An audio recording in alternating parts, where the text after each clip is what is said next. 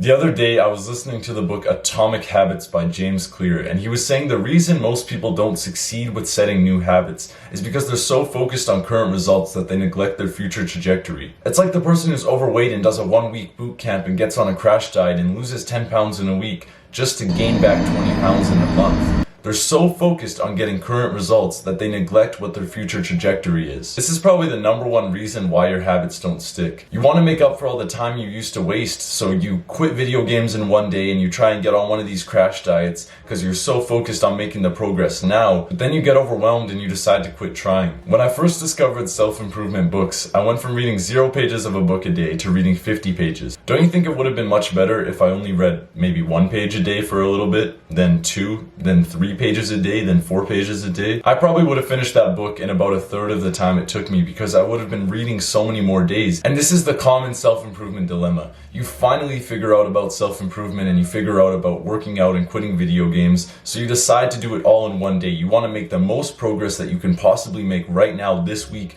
this month, right now, as fast as you can. But the thing is, it doesn't work because you have a habit like playing video games that you've been building up for years, and now you want to get rid of it in one day. It's very hard to do. Maybe some people can quit a habit in one day. Like, say there's an alcoholic and he's like, I'm sick and tired of this stuff, and he just completely quits in one day. Say that may work for one person. But the thing is, for most people, you've been building up this habit for so long. You've been playing video games, you've been fapping, you've been building up these habits for so long that when you try and quit in one day, it feels impossible. And something might have just clicked in your brain like it did for me. And you're probably thinking like, oh yeah, wait, I've been doing this wrong this whole time. This whole time I've went from never working out to starting to work out 7 days a week. I've gone from never reading to reading 50 pages a day. Of course that's not gonna work. When I first realized this, my mindset completely changed with stuff. When I was doing good habits now, but I wasn't seeing much results with them, I didn't care as much. Because I figured, alright, I'm not gonna be that good at this now. I'm not gonna be that good at making these YouTube videos now. But my trajectory is in a way in which I will continue to get better. If I was just focused on getting views now, I probably could have hopped on all these little trends, like, guys, Andrew Tate's a misogynist, like all these little people, and like get a bunch of views by saying all this stuff. But the thing is, I didn't. And do you want to know why? Because all of these people now, sure, they got their views, they gained their subscribers, but they haven't made an audience. They were so focused on getting quick results that they got a bunch of people in, but the thing is, those type of people weren't even interested in their content. So from now moving forward, I want you to almost completely, not entirely, but almost completely forget about current results. The reason I say not entirely is because current results can still help motivate you to get those future results. But don't focus on them as an aspect of like, okay, if I'm not getting current results, I'm not making progress. Simply see what you're doing now. What habit are you doing right now? Well, you're watching YouTube. Is your future trajectory going upwards or downwards with that? Say you've been eating like shit, but you want to start eating clean. Instead of starting with 3 healthy meals a day, start with 1. Then maybe a month down the line 2. Then maybe 3. Yeah, it's gonna seem like weird advice, but if you wanna actually start eating healthy, bro, even add a few veggies with your McDonald's burger.